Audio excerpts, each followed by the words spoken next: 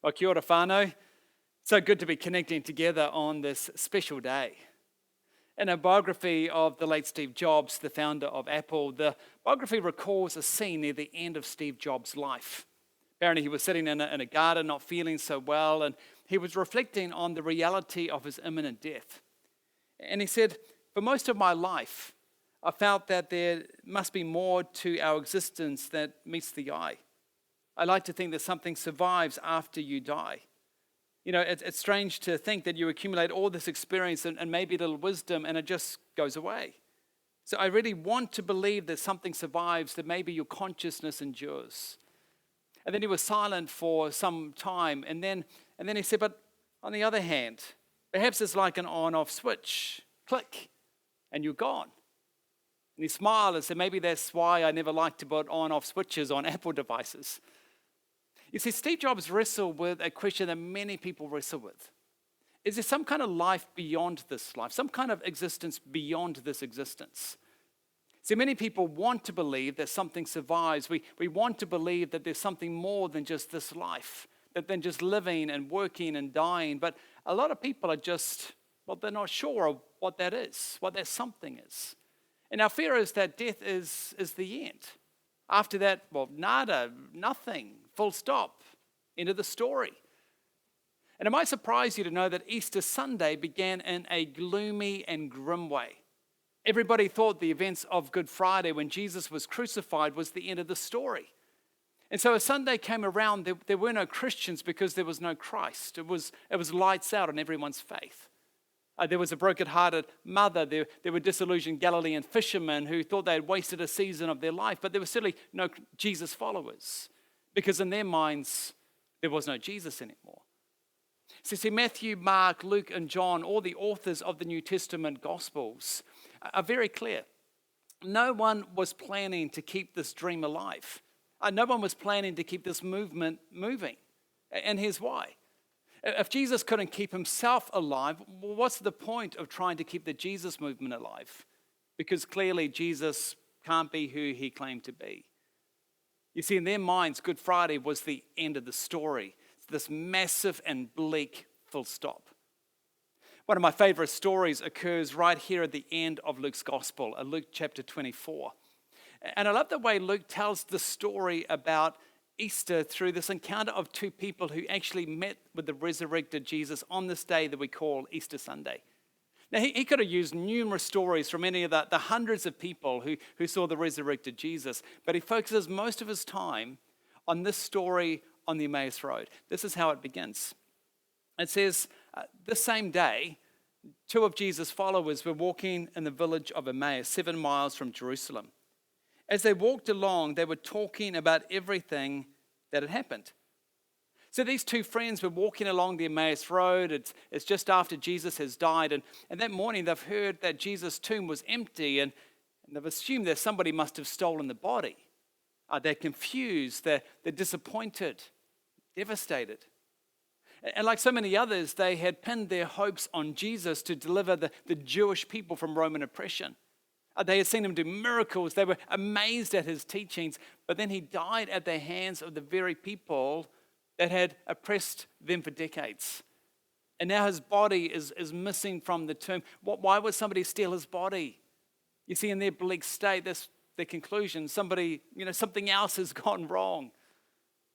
It's easy, isn't it, to look at some circumstance in front of you and make the wrong conclusion. So you and I face times when we are disappointed because things haven't worked out the way we hoped that they would. And we face times when we want to cling to hope and we want the story of Easter to be true because, well, we've had a run of bad luck. But often despair is all that we can see, just like these two on this road to Emmaus.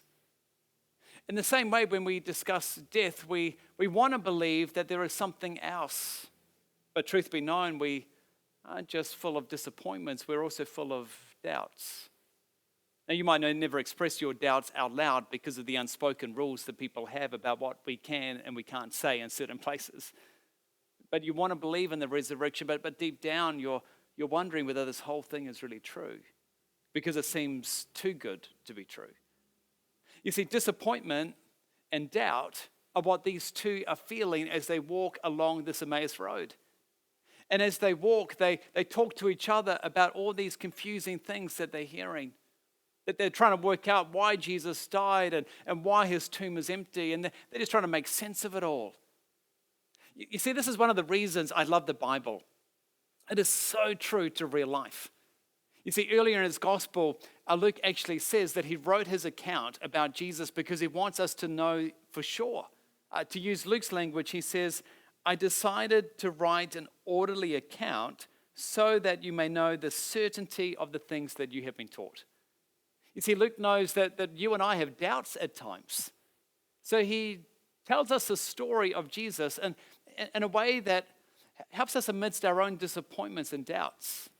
He's honest about the way so many of us feel, the genuine questions that seem to percolate in our minds. It's one of the reasons I have such confidence in these gospel accounts, because if you're trying to make up a story, you wouldn't include stories of leaders like denying Jesus or people full of doubt and confusion, because it doesn't really help your cause. But it's there because this is the real deal. Now, as these two talked and discussed on the Emmaus Road, Jesus himself suddenly came and began walking with them. But Luke says, but God kept them from recognizing him. So Jesus strolls along with these two on the Emmaus Road, and somehow they don't recognize that it's Jesus. Perhaps they didn't recognize him because they didn't expect it to be Jesus. Remember, they're not expecting a resurrection. Or perhaps they're distracted. If you've been in extreme tragedy before, you'll know that things just seem to go a little blurry or fuzzy in moments like this. It's hard to think straight. In addition to all this, though, Luke tells us here that God kept them from recognizing Jesus. Now, this makes me wonder, is it possible that we can actually miss seeing the presence of God amidst the difficulties that you and I face? I mean, has that happened to you? Perhaps it's happening right now, but that's another message for another day. You see, Luke continues here. He says, Jesus asked them, what are you discussing so intently as you walk along? That they stopped short, sadness written across their faces, Luke says. I mean, what a stunning portrayal to help us imagine the scene. Sadness written across their faces. Remember, this is Easter Sunday. I mean, where's the singing? Where's the joy? But then one of them, Cleopas, says, you must be the only person in Jerusalem who hasn't heard of the things that have happened there in the last few days. What you don't know about Jesus? You don't know what happened to him? Everyone in Jerusalem knows. How can you not know? Of course, the irony here is that it's these two who don't know what's happened to Jesus, and that Jesus is there right beside them. So Jesus says, well, tell me more. And then Cleopas just lets it all out. He says, well, the things that happened to Jesus. This man, he was a prophet, powerful in word and deed before God and all the people. The chief priests and our rulers handed him over to be sentenced to death, and they crucified him. But we had hoped that he was the one who was going to redeem Israel. And what is more, it is the third day since all of this took place. In addition, some of the women amazed us. They went to the tomb early this morning and they didn't find his body. And they came and told us that they've seen an angel, a vision of angels, and these angels said that he was alive. And some of our companions went to the tomb and they found it just as the woman has said. But they didn't see Jesus. So see, it just all bursts out. His confusion, his disillusionment, his shrinking faith, his anger. He's trying to make sense of it all.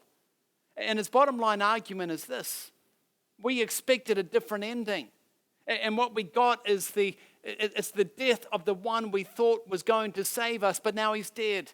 And now someone must have stolen his body from the tomb, because really, what else could have happened? It's easy to see the circumstances in ways completely different to the reality. It's possible, isn't it, to see a full stop when it may well be the beginning of something new. Not uncommon to discern something solely as grim and bad, but it may actually turn out to be life-giving. So often the voices around us are often to blame. All they see is the end of the story, that things haven't worked out like we expected. It's all grim. Words of despair. And Luke tells us that Jesus begins to unpack the stories of the Bible and how all of these stories ultimately pointed to the hope in this one called Jesus. He goes right through the Old Testament and he highlights story after story. The stories are so often people stay away from because they think they're irrelevant, but Jesus explains their relevance. And he spends the day teaching and dialoguing and lingering. And he pulls together all these various threads of these stories to show how all of these pointed to the coming of Jesus and to hope to everyone who looks to him. And the more Jesus opened the scriptures, the more their pulses began to race. Luke says, by the time that they were nearing Emmaus and the end of their journey, Jesus acted as if he was going on, but they begged him, hey, just stay another night. Stay another night with us since it's getting late. And so he went home with them. As they sat down to eat, he took the bread and blessed it, and then he broke it and he gave the bread to them. And suddenly their eyes were opened and they recognized him. And Luke says, at that moment, Jesus disappeared. See, normally the host would actually be the one to break the bread, but here Jesus takes the bread. He takes the lead.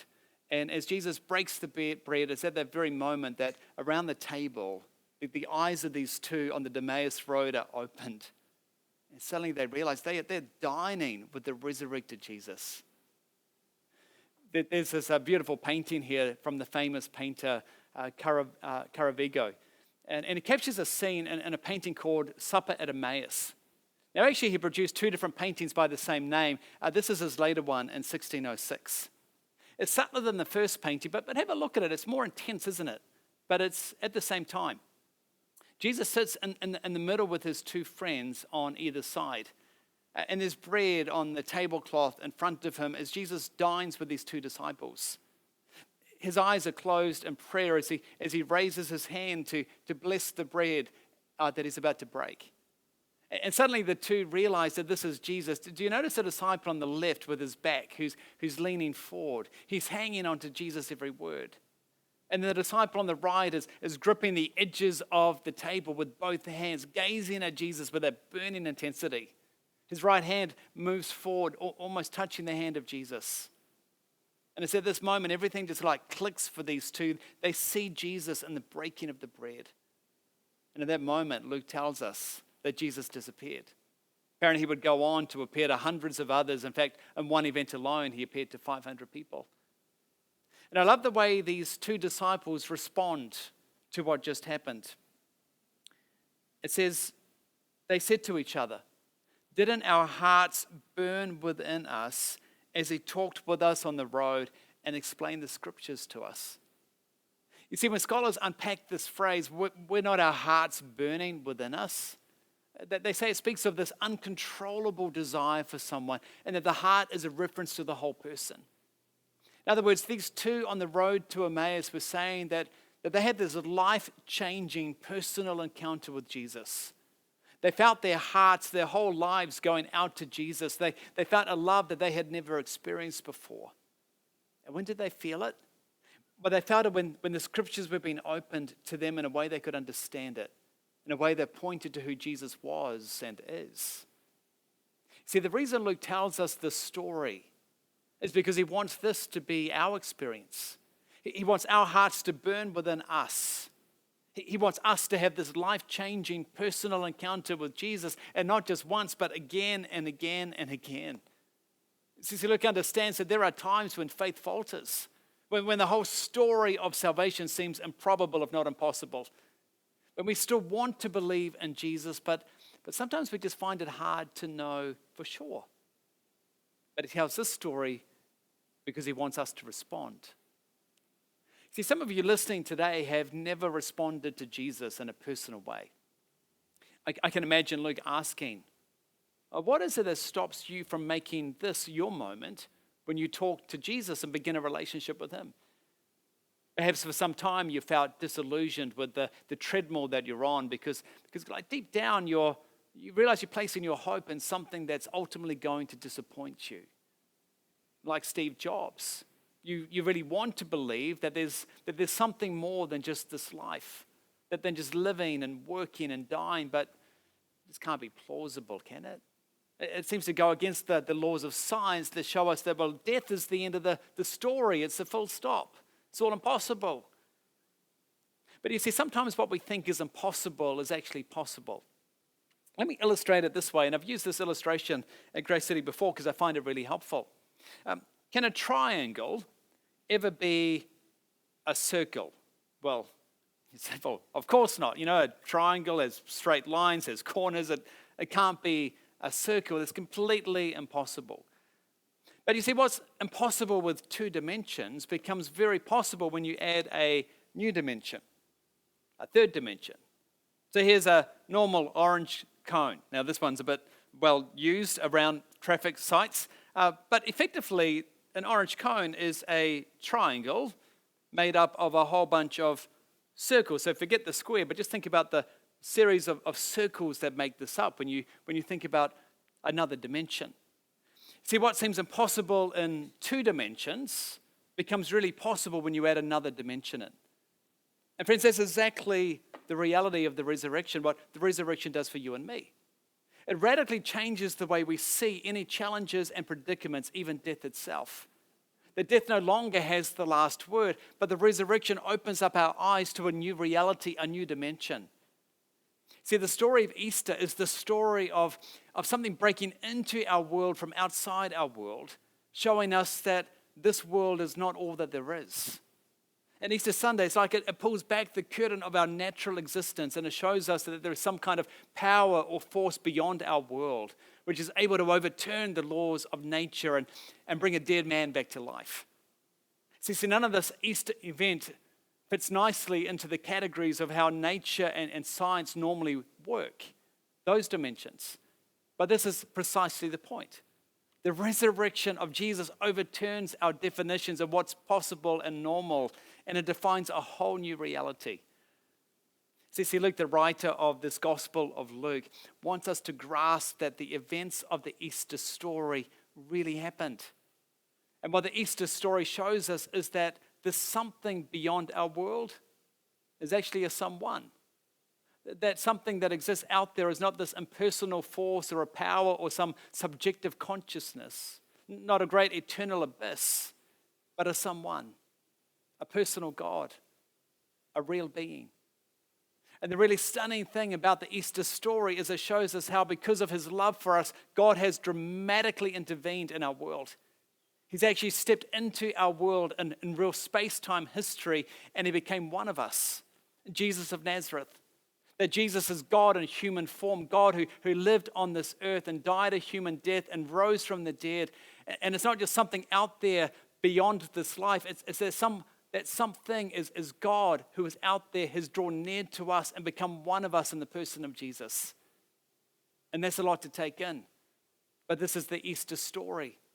The story of a God who became human, lived, died, and rose again, and is able to change lives today. You see, Easter shows us that what actually looked like the end is actually the beginning that changes everything. And it's this event of the resurrection that birthed a whole movement called the church. It led to the multiplication and growth of the church. Remember, none of these early disciples were expecting a resurrection. They thought the events of Good Friday were a full stop. End of story. But when these same disciples saw the resurrected Jesus, they poured out into the streets of Jerusalem. And they declared, it's Jesus who you crucified right outside these walls. But we've seen him. He's risen from the dead. We've seen the resurrected Jesus right outside these walls. We're eyewitnesses to him. Jesus has indeed risen, they said. We've seen him with our own eyes. And suddenly the streets of Jerusalem were turned on their head. And ultimately the whole Roman Empire came to endorse Christianity, all because of the event of the resurrection. You see, people today continue to declare the difference that the resurrected Jesus makes in their lives. People who were addicted said, well, I met Jesus and he gave me power. People who are alone said, I met Jesus and I found a place to belong. People who were weighed down with all sorts of burdens said, I met Jesus and I've experienced freedom. See, that's why on this day people will gather from every continent, every culture, rich, poor, young, old, well-educated, illiterate, beaten, broken, arrogant, afraid. They all come to celebrate the Easter story because they have their own stories to tell of how Jesus has changed their life, my life. See, Luke is sharing the story with us because he wants that to be your experience too. He knows full well that there are moments when we are disappointed that things haven't turned out the way like we expected them to turn out. He knows that we have doubts whether our guilt and shame can actually be dealt with, or we become confused as to whether death is really not the end. Luke wants you to have the confident hope in the resurrection of Jesus.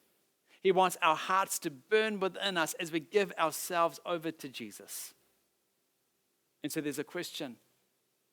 What stops you from making this your moment when you begin a relationship with Jesus? In fact, why don't we pause right now? And let me lead us in a prayer, because we believe Jesus is alive and able to help us. He loves to converse with us. So in this prayer, I'm going to use me and I through the prayer to enable this to be your own personal prayer to Jesus. He wants to hear from you today. Let me lead us in a prayer. Jesus, thank you that when I talk to you, I'm talking to a real being who lived and died and rose again. Thank you that you're showing me that there is more to this life, a tangible physical reality beyond this life. Thank you that there is more to life in the here and now, more than just living and working and dying.